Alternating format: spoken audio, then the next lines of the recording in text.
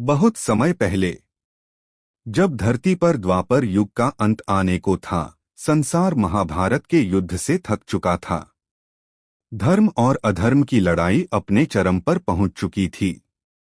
भगवान श्री कृष्ण ने अपने अवतार का उद्देश्य पूरा कर लिया था, लेकिन उनका पृथ्वी से प्रस्थान ही एक नए युग की शुरुआत बनने वाला था। द्वापर के अंतिम दिन। द्वापर युग खत्म होने से पहले भगवान श्री कृष्ण समुद्र किनारे प्रभास क्षेत्र में विश्राम कर रहे थे।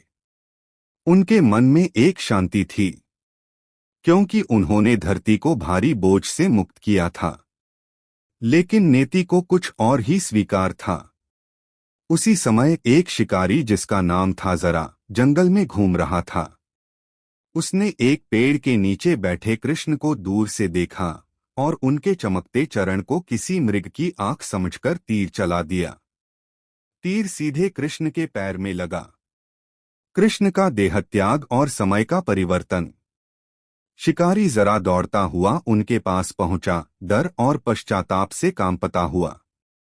लेकिन भगवान ने मुस्कुराकर कहा, जरा, यह कोई पाप नहीं है।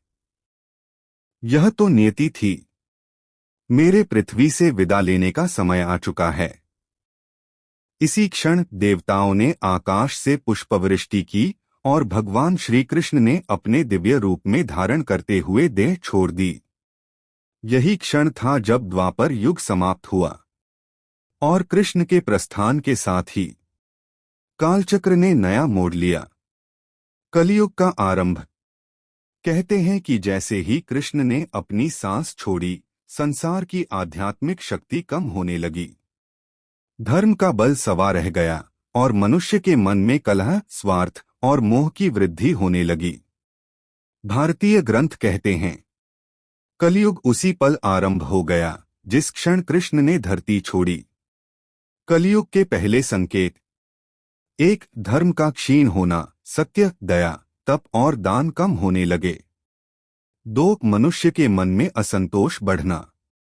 3. कलह, लोभ और क्रोध की अधिकता। 4. प्रकृति के संतुलन का बदलना। यह सब धीरे धीरे शुरू हुआ, पर देखते ही देखते पूरी पृथ्वी बदल गई। कलियुग का उद्देश्य। हिंदू शास्त्र कहते हैं कि कलियुग बुरा नहीं, बल्कि सीख देने वाला युग है। यह वह युग है जहां मनुष्य अपने कर्मों से ऊपर उठता है। सबसे छोटे उपवास से भी पुण्य मिलता है। एक बार राम नाम जपने से भी मुक्ति मिल सकती है। अर्थात यह युग कठिन है, लेकिन मुक्ति का सबसे सरल मार्ग भी इसी युग